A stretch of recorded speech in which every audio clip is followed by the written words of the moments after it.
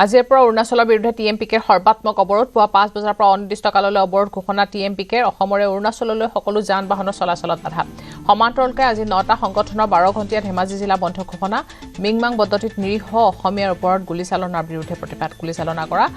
কালপ্ৰিটৰ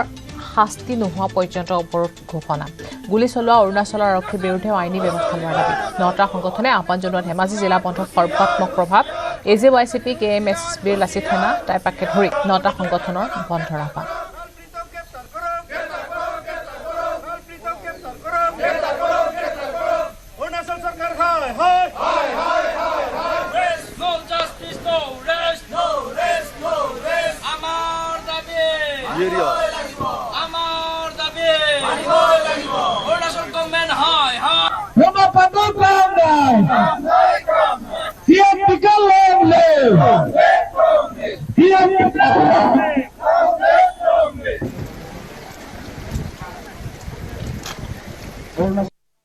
সীমা বিবাদ আছে চৰকাৰে অতি শীঘ্ৰে পাৰ্মানেণ্ট সলিউশন কৰিব লাগে স্থায়ী সমাধান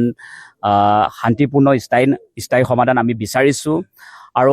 বাৰে বাৰে কিয় এই ঘটনাবোৰ হৈ আছে গতিকে আমি হকিয়াই দিব বিচাৰিছো যে জন্তুক যেনেকৈ ব্যৱহাৰ কৰে তেওঁলোকৰ লগত কোনো ধৰণৰ মানসিকতা আমি কোনোদিনে আমি দেখিবলৈ পোৱা নাই অৰুণাচল মানুহৰ লগত মানসিকতা আমি ইতিমধ্যে এৰাই গৈছে বুলি আমি ক'ব লাগিব অৰুণাচলত কাম কৰা মানুহক যেনেদৰে মাৰ্ডাৰ মাজে সময়ে মাৰ্ডাৰ কৰা আমি দেখিছো অৰুণাচলৰ কাম কৰা বিভিন্ন প্ৰান্ত চাকুৰে গুলিয়াই মাৰ্ডাৰ কৰা হত্যা কৰা আমি দেখিছো তাৰ পিছত আকৌ এতিয়া সীমা বিবাদক কেন্দ্ৰ কৰি পেলাই মানুহক জন্তুক যেনেকৈ মাৰা হয় এনেধৰণে মানুহক এতিয়া মাৰিছে এতিয়া গতিকে আমি এই অনিৰ্দিষ্টকালীন আমাৰ এই পদ অৱৰোধৰ কাৰ্যসূচী আমাৰ চলিব যেতিয়ালৈকে এই কালপ্ৰিটসকলক যেতিয়ালৈকে গ্ৰেপ্তাৰ কৰি